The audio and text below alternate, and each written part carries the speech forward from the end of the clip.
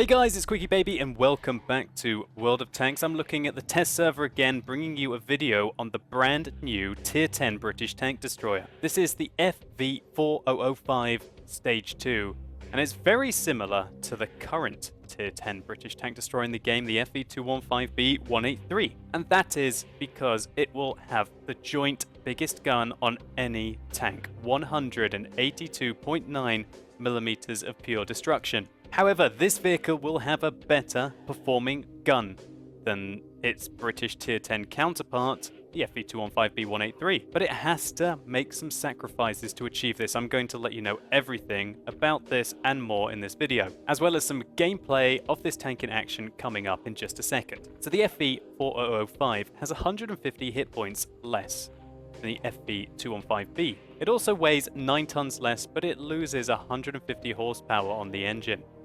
The top speed is ever so slightly higher, 0.7 kilometers, than the FV215B. Thankfully, the track traverse on the FV4005 is better than on the 215B. It's 32 degrees, whereas the FV215B has 24 degrees a second. But this comes at a cost. You lose quite a lot of hull armor on the front of the vehicle.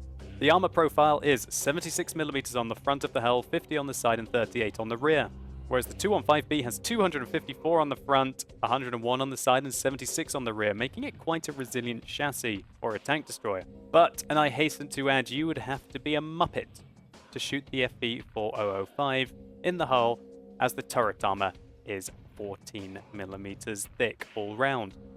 And it is absolutely gigantic. This horrendous box of a turret will be easily penetrated even by HE shells. And if you were hoping for at least some armor around the mantlet, there is none. There's only protection directly over the gun. 14mm of shoot me anywhere and penetrate me. And if you do get shot in the hull, only this little bar is 110mm thick, and the majority of the hull is 76. With the side 50mm, so when this thing comes around the corner to try and shoot you, if you can hit its tracks, you will be able to take them off and damage the tank as well. And you better, because this beast is voracious and it wants to chew you up. One thing I should mention about this vehicle is quite a lot like the T55A video I did. Wargaming don't show you the ground resistances of this tank. And even though its horsepower to ton is worse than the FV215B183, this vehicle is actually quite a lot more mobile because it has massively improved ground resistances over the FV215B chassis. And while things are still set to change, on hard terrain it's going to be 0.6 better, on medium terrain it'll be 0.65 better, and on soft terrain it's going to be 1 ground resistance better than the FV215B183. Which I should also mention is getting some quite significant buffs to its turret armor next patch, which I'll most likely go into some more detail in a different video. So what's the point of this vehicle apart from the extra mobility when you have such a god-awful turret on it? Well, that is this gigantic 183mm gun, the biggest that's on any tank in the game. And it performs better on this vehicle than it does on the FV215B183. The rate of fire is 11% better. The penetration is the same with all of the ammunition types. The accuracy is 0.02 better. The aim time is nearly half a second better at 3 seconds rather than 3.4, which will allow you to fire more often and more consistently at the enemy tanks. Now, if you're not familiar with the FV215B183 gun, then I'll quickly go over it for you. It has ridiculous penetration with its standard AP rounds and 1,150 alpha damage using them. But the tank's really not renowned for its regular AP rounds. It's infamous for its HESH rounds. Now, they will cost you 8,000 per shot. And they only have 230mm of penetration. And as it's HESH, i.e.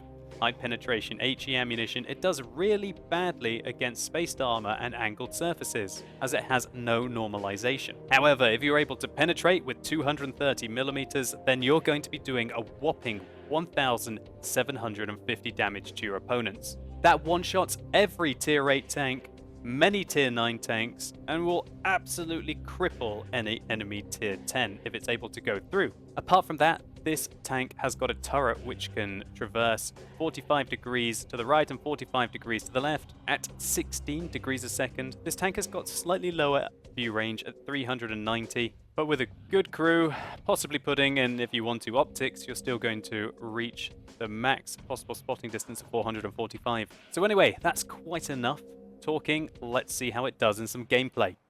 So here we are on Roomberg. Check out the FV4005 as it gets into position.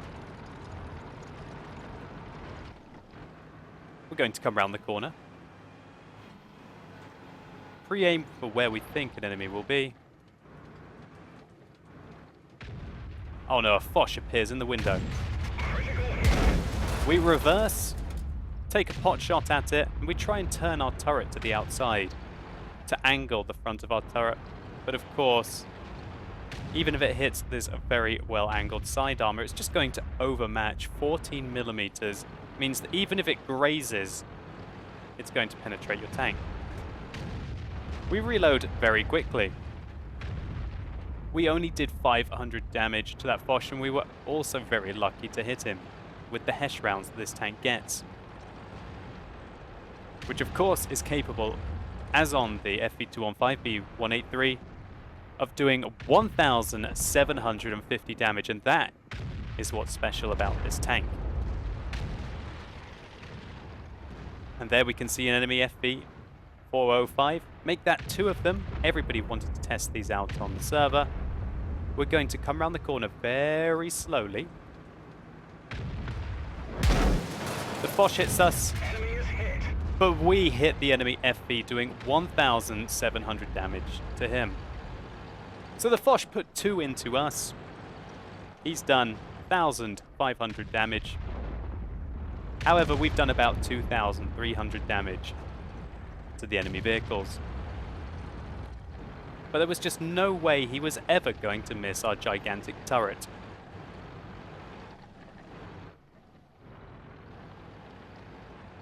And this is the problem in this tank. Unless you can shoot at a target that is not aiming at you, there's simply no way for you to put the pressure on your opponents effectively. Now we can see that there's an Object 430 coming around the corner. We're only going to have 1 shot. We put it into the front of his hull, doing 754 damage to him. But we've got such a long reload that it doesn't look like we're going to have a chance to put another one in the gun. And he brings us down. And that's more or less what's going to be happening to you a hell of a lot in this tank. Anything that hits you in this wafer-thin turret is going to damage your tank. And that means that your 1,850 hit points is not going to go a long way, especially in a tier 10 game. We did about 3,000 damage before we went down here, but it didn't do us much good. We were unable to penetrate the front of the Object 430, which has got 120 millimeters of hull armor. Thus, we were unable to penetrate him, only able to splash him, and that's not enough. He can simply kill us between our reloads. Let's very quickly go and take a look at some more destruction that this tank can cause. So here we go on Redshire. We're coming up around the corner. We spotted some enemy tanks above us, but we're unable to put a shot into them. And of course our turret is so big, it's hard for them to miss it. We fail our first shot. And tanks that get above you on ridge lines like this are able to just massacre the top of your turret. They're quite often able to hit you before you're able to hit them. However, when you get an opportunity like this, enemy vehicle destroyed. It's very satisfying. 1,644 damage done to the AMX-50B there. And that allows our team to push forwards. And that's the kind of impact that this gun can have on the battlefield. And look how ridiculous our turret looks compared to that IS-4. So we come around the corner, spot a T-57 Heavy. We damaged them. And the combined shot from me and that T-57 Heavy did 2,250 damage. That must have been a really high roll by us. So we've hit 2 targets so far this game. We've lost half of our engine. Unfortunately, Bail out. This vehicle has had it. we just got 2-shot by 2 Borsigs that fired heat with 150mm guns at us. Now, with the 2 shots that we fired that connected with the enemy, we did 3,500 damage to tier 10 tanks. And you're able to do that faster, more accurately, and consistently with the FV4005 than you would be able to do with the FV215B183. But the longevity of your tank is absolutely awful, especially considering that the 183, the FV215B variant that is going to have a great big buff to its turret armor next patch. Nevertheless, 3,500 damage is 3,500 damage, and you only need to really connect 2 shots with this tank to have a big impact in the battle. You just better hope that the enemy don't punch ruddy great holes through the side of your tank like this one. Anyway, let's do a quick mobility comparison between the FV4005 and the FV215B183. So now, me and Reza are going to show you the difference in the traverse speeds and the mobility of the Tier 10 British tank destroyers. So a big thank you to you, Reza, for helping me out with this. So now we have the FV4005 with the camo paint, the FV215B183 driven by Reza. We're going to see which can complete a whole rotation in the shortest time.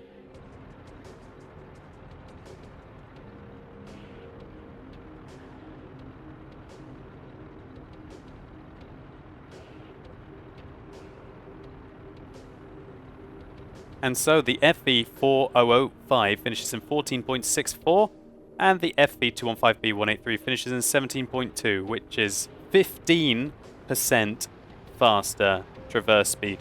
Now we're going to move onto the road, which is hard terrain, and we're going to show you what the differences are.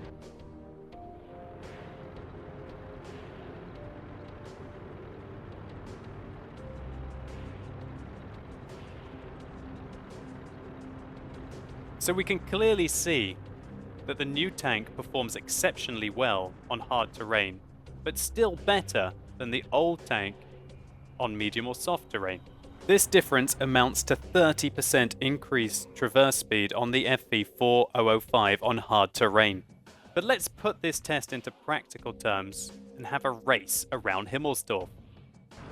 But to the starting line, I say. Let's get to the starting line and compare these 2 British Tier 10 tank destroyers. So let's go! Offsets the FV4005. So the course is going to be a short triangle around the map. Now I went and destroyed all of the vehicles and the trees so that we wouldn't be knocking them down. Look at the excellent track traverse on the FV4005, allowing it to waltz around the corner without losing too much of its top speed, which is 35 kilometers an hour. So got to make it back to the finish line. 42 seconds, 3, 4, 5. So 46 seconds in the FV4005. So now, let's see how the FV215B183 will do on the same run, driven by Reza.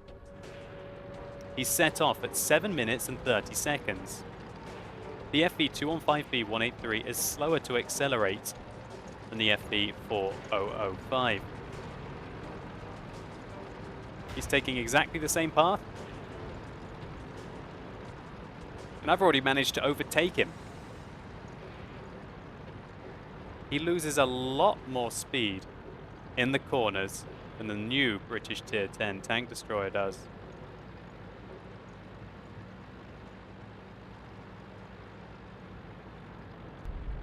The FV4005 had already finished. Right now. Bang! That was it, 46 seconds in. The FV4005 had already finished, but the 215B183 is already going. What time is he going to set? That's 1 minute and 1, 2, 3, So we did this multiple times and we even switched tanks and we both got exactly the same speeds. It took the FV4005 between about 45 and 46 seconds to complete this circuit, whereas it took the FV215B183 about 2 seconds over 1 minute to do so, which means that the FV4005 was able to complete the circuit in 25% less time than it did for the previous Tier 10 British tank destroyer. However, it's not all bad news for the old FV215B183. Let's take a look at just how bad this turret is on the FV4005. So here I am playing in the Object 260, a brand new Tier 10 Soviet heavy tank. I will be doing a preview on this vehicle, so don't worry, it's coming soon. But in the meantime, let's take a look at just how bad the turret armor is on the FV4005. Put in a good shot into him quickly, and we're able to retreat before he's able to hit us. Poke back out again. He misses. We don't. And now we've caught him right in the open. He's also getting murdered by my friends. And our rate of fire is so good we can put one more into him. And he can't even hide his turret behind a pillbox.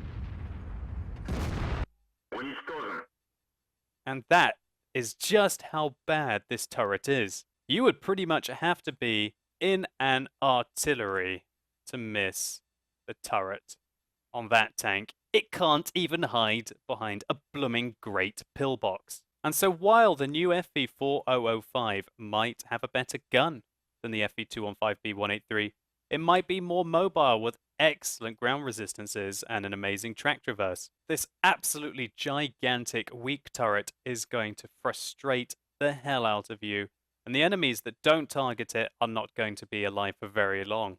And so that's why, even though that I feel that this tank is going to be rather strong, it's not going to be a pure replacement for the FV215B183.